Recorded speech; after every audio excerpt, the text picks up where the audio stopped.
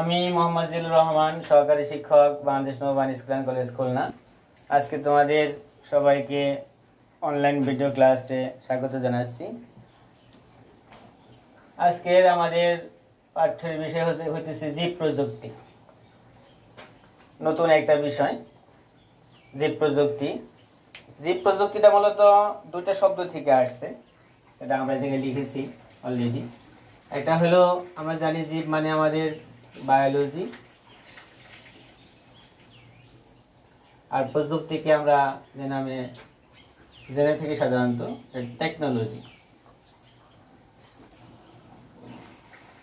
একটা হচ্ছে আমাদের জীব হইতেছে বায়োলজি আর প্রযুক্তি হইতেছে টেকনোলজি। এই বায়োলজি এবং টেকনোলজির আন্তঃ সম্পর্কই হচ্ছে, ইন্টারাকশনটাই হইতেছে আমাদের কি বায়ো টেকনোলজি। বায়োলজি এবং আমাদের যে কথা বলতেছিলাম টেকনোলজির আন্তঃ সম্পর্ক।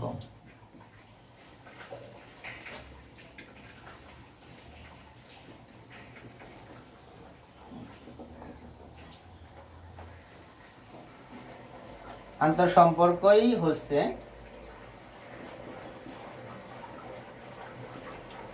বায়োটেকনোলজি।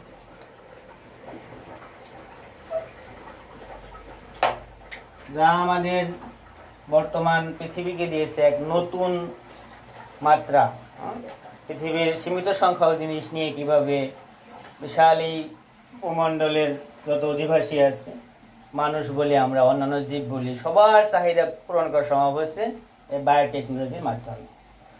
তো এটা আমাদের বিজ্ঞানের, আধুনিক বিজ্ঞানের এক নতুন আবিষ্কার বায়োটেকনোলজি।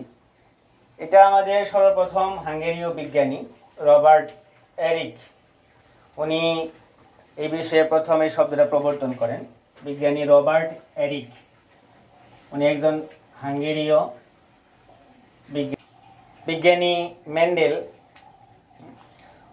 উনি এই বিষয়টাকে নিয়ে গবেষণা করেন এবং চিন্তা ভাবনা করেন। উনি চিন্তা ভাবনা করে এর কৌলিক তত্ত্ব বা জেনেটিক্সের সূত্রগুলো আবিষ্কার করেন। এর পরবর্তীতে 1953 সালে আমাদের দুইজন বিজ্ঞানী, তারা খুবই সমাদৃত এবং তারা নোবেল পুরস্কার পান, ওয়াটসন এবং ক্রিক, এই জেনেটিক্সের ভিতরে সবচেয়ে গুরুত্বপূর্ণ যেটা, সেটা হচ্ছে ডিএনএ এবং আরএনএ। ওনারা এই ডিএনএ ডাবল হেলিক্সের মডেল আবিষ্কার করেন, বিজ্ঞানী ওয়াটসন এবং ক্রিক। এবং এর পরবর্তী থেকেই আমাদের এই নতুন এই জীব প্রযুক্তি, নতুন বিজ্ঞানের অগ্রযাত্রা শুরু হয়। আশা করি সবাই জিনিসটা বুঝতে পেরেছ। এর আগেও পৃথিবীর উষালগ্ন থেকে, শুরু থেকে একদম, মানুষের বেঁচে থাকার জন্য, আন্তঃসংগ্রামে নিজেকে টিকিয়ে রাখার জন্য বিভিন্ন ধরনের পদ্ধতি মানুষ গ্রহণ করত। এর ভিতরে একটা পদ্ধতি ছিল আমাদের গাজন পদ্ধতি, একটা ছিল সেলাইকরণ পদ্ধতি, যেটাকে আমরা অনেকেই জানি। গাজন একটা পদ্ধতির নাম। এই পদ্ধতিতেও বিভিন্ন রকমের জিনিস তৈরি করা যায়। এছাড়াও ছিল আমাদের সেলাইকরণ, গাজনকে ইংরেজিতে বলা হয় ফার্মেন্টেশন, এটা আমরা আগের ক্লাসেও জেনেছি। এবং সেলাইকরণ, ব্রিউইং, এটা এর মাধ্যমে আগের মানুষ, সভ্যতার শুরুর দিকের মানুষ তাদের প্রয়োজনকে পুরা করত। তো আধুনিকতার ছোঁয়াতে যখন মানুষের আরো বেশি জনসংখ্যা বেড়ে গেছে, পৃথিবীর প্রাণীকুল, জীবকুল আর অনেক বেড়ে গেছে, তখন নতুন নতুন জিনিসের প্রয়োজন দেখা দিয়েছে। আর বিজ্ঞানের আবিষ্কারও থেমে নাই, তারাও আবিষ্কার করেই চলছেন কিভাবে এই নতুনত্বের সাথে নিজেকে টিকিয়ে রাখা যায়, নতুন পরিস্থিতিতে নিজেকে আমাদের আন্তঃসংগ্রামের মাধ্যমে আমরা টিকে থাকতে পারি পৃথিবীতে। তার জন্য বিভিন্ন প্রযুক্তি উদ্ভাবন করেছেন। তারই এটা হচ্ছে আমাদের এই জীব প্রযুক্তি বা বায়োটেকনোলজি। বায়োটেকনোলজি বিভিন্ন কাজে এটা ব্যবহার করা হচ্ছে। সবচেয়ে বেশি যারা এই বায়োটেকনোলজির সুবিধা ভোগ করছে, এর একটা হইতেছে পুরা পৃথিবীর এগ্রিকালচার যে সাইডটা, এগ্রিকালচার যে ডেভেলপমেন্ট, এটা মূলত এই বায়োটেকনোলজি দ্বারা সম্ভব হয়েছে। এছাড়াও আরো অনেক ক্ষেত্রে এই বায়োটেকনোলজির ব্যাপক ব্যবহার রয়ে গেছে। তো এই বায়োটেকনোলজির ব্যবহারের ভিতরে দুইটা জিনিস যেটা অনেক গুরুত্বপূর্ণ, সেটা আমাদের টিস্যু কালচার আর হচ্ছে আমাদের জেনেটিক ইঞ্জিনিয়ারিং। দুটো বিষয় আমাদের গুরুত্বপূর্ণ। একটা হচ্ছে টিস্যু কালচার, আর এটা আমাদের জেনেটিক ইঞ্জিনিয়ারিং।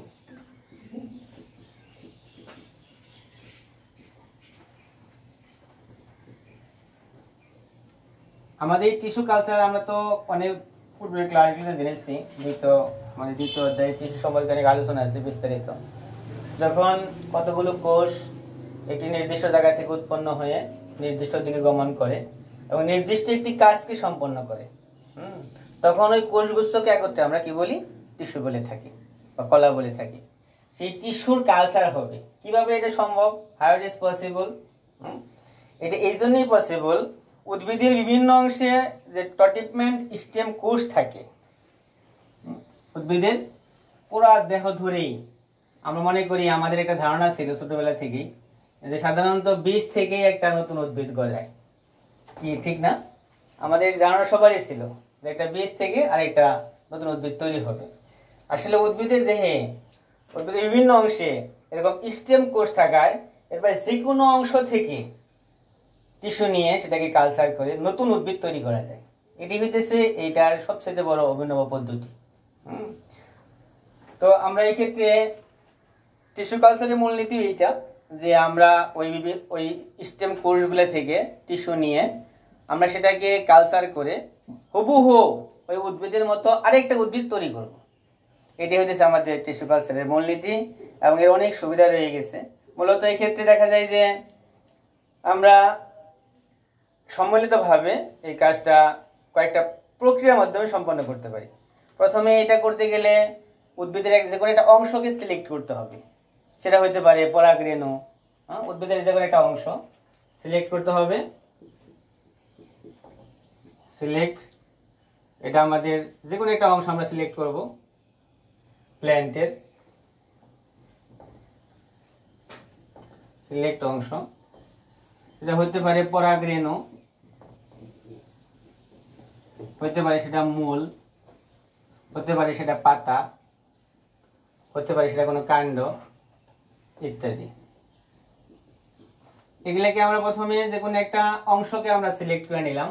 এই যে সিলেক্টকৃত অংশ, যেটাকে আমরা টিস্যু, সে জায়গাতে টিস্যু নিয়ে এটাকে আমরা কালচার করব, এই সিলেক্টকৃত যে অংশগুলোকে আমরা বলে থাকি সাধারণত কি এক্সপ্ল্যান্ট।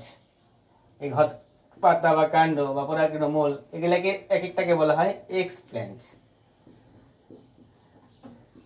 এক্সপ্ল্যান্ট আমরা বলে থাকি এটাকে, যেটা যে অংশ পৃথক করে ব্যবহার করবো এটাকে এক্সপ্ল্যান্ট বলা হয়।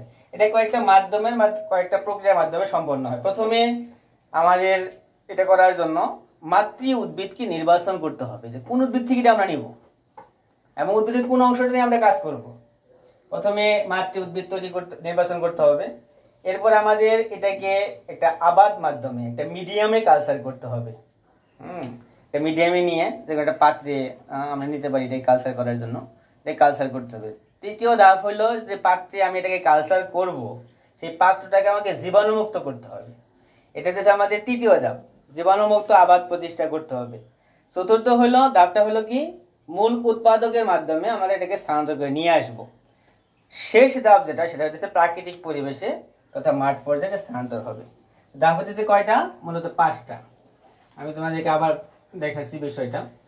এই এক্সপ্ল্যান্টটাকে প্রথমে নির্বাচন করতে হবে। তাহলে আমরা এভাবে লিখতে পারি, প্রথম ধাপ, কয়েকটি ধাপে টিস্যু কালচার সম্পন্ন হবে,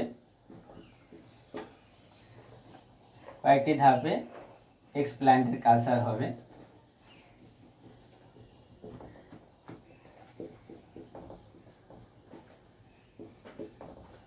যেমন প্রথমেই মাতৃ উদ্ভিদ নির্বাচন করতে হবে,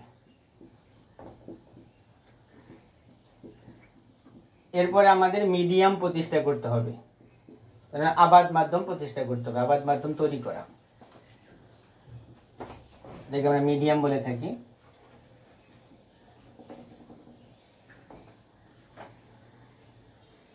তিন হইতেছে আমাদের কি করতে হবে? এটাকে জীবাণুমুক্ত করতে হবে, জীবাণুমুক্ত করা, আবার যে মাধ্যমটা থাকবে এটাকে জীবাণুমুক্ত করা। 4 হইতেছে এটাকে আমরা মূল উৎপাদকের মাধ্যমে স্থানান্তর করব। জীবাণুমুক্ত করার পরে যে কালচারটা করতেছি আমরা, এটাকে মূল উৎপাদকের মাধ্যমে স্থানান্তর।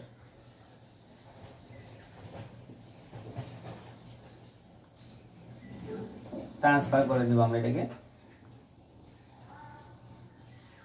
এরপরে কি বলছে, আমাদের প্রাকৃতিক পরিবেশ তথা মাঠ পর্যায়ে আমরা এই মূল উৎপাদন স্থানান্তর করে আমরা প্রাকৃতিক পরিবেশে মাঠ পর্যায়ে থেকে স্থানান্তর করব। প্রাকৃতিক পরিবেশে স্থানান্তর, ট্রান্সফার। এই হচ্ছে আমার মূলত 5টা ধাপ। একটা হলো মাতৃ উদ্ভিদ নির্বাচন করতে হবে প্রথমে, আবাদ মাধ্যম প্রতিষ্ঠা করতে হবে, জীবাণুমুক্ত করতে হবে আবাদ মাধ্যমকে, মূল উৎপাদকের মাধ্যমে ট্রান্সফার করতে হবে এবং সেটাকে আবার আমরা প্রাকৃতিক পরিবেশে ছেড়ে দিব বা ট্রান্সফার করব। এই হইতেছে মূলত আমাদের টিস্যু কালচার। এই টিস্যু কালচারের অনেক সুবিধা রয়ে গেছে। আমাদের এটা করার প্রথম প্রয়োজন দেখা দিয়েছে যে আমাদের পৃথিবীর স্থলভাগ জলভাগের তুলনায় অনেক কম। বিজ্ঞানীরা বলেন পৃথিবীর 4 ভাগে যদি ভাগ করি আমরা, তাহলে 3 ভাগ দেখা যায় যে জল আর 1 ভাগ স্থল। এই 1 ভাগ স্থলের ভিতরে আবার আমাদের বসত ভিটা আছে, শিল্প এলাকা আছে, অনেক রকম অনেক কিছু রয়ে গেছে, বিভিন্ন কিছু। এই কারণে উদ্ভিদ তৈরি হওয়ার জন্য যে ফিল্ড, যে মাঠ, এটা অনেক কম, প্রয়োজনের তুলনায়, চাহিদার তুলনায় অনেক কম। সেই ক্ষেত্রে অল্প জায়গার ভিতরে স্বল্প পরিসরে অধিক চারা উৎপাদনের পদ্ধতিটা হচ্ছে মূলত টিস্যু কালচার। সংক্ষেপে যদি আমরা বলি এটাকে কি বলা যায়, অল্প জায়গার ভিতরে স্বল্প খরচে, এটাকে আমরা এভাবে লিখি,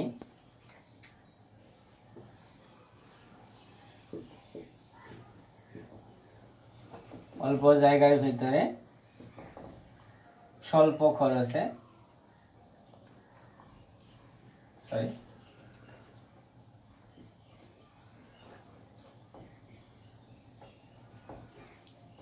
অল্প জায়গার ভিতরে স্বল্প খরচে অধিক চারা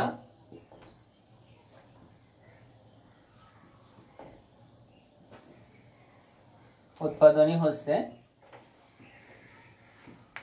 টিস্যু কালচারের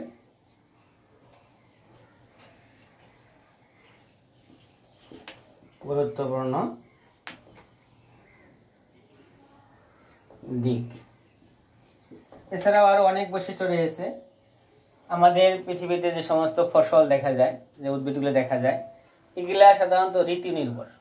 বর্ষাকালে যে উদ্ভিদটা হয় সেটা শীতকালে হয় না, শীতকালে যেটা হয় সেটা আবার গ্রীষ্মকালে হয় না। তো এই টিস্যু কালচারের মাধ্যমে আমরা ঋতুভিত্তিক চারার একটা পরিবর্তন নিয়ে আসতে পারি। আমরা শীতকালে কোনো একটা ফসলকে সেটা আমরা গ্রীষ্মকালে তৈরি করতে পারি, আবার গ্রীষ্মকালে কোনো একটা ফসলকে আমরা কোনো এরকম বর্ষাকালে তৈরি করতে পারি। এর মাধ্যমে এটা সম্ভব। আর আরেকটা জিনিস, আমাদের অল্প পরিশ্রমে এটা করা যাচ্ছে, খুবই অল্প পরিশ্রমে এবং অল্প খরচে। গুরুত্বপূর্ণ একটা জিনিস, এটাকে আমরা অল্প পরিশ্রমে করতে পারতেছি এবং আমাদের ইনভেস্টমেন্ট যেটা, এটা অনেক কম লাগতেছে, কিন্তু আমরা বেনিফিট যেটা সেটা অনেক বেশি পাইতেছি। এগুলোর মধ্যে টিস্যু কালচারের বৈশিষ্ট্য এবং লাভ, বেনিফিট অফ টিস্যু কালচার। তো থ্যাংক ইউ, আজকে সবাইকে ধন্যবাদ। আমি পরবর্তী ক্লাসে তোমাদের জেনেটিক ইঞ্জিনিয়ারিং নিয়ে আলোচনা করব। ধন্যবাদ সবাইকে।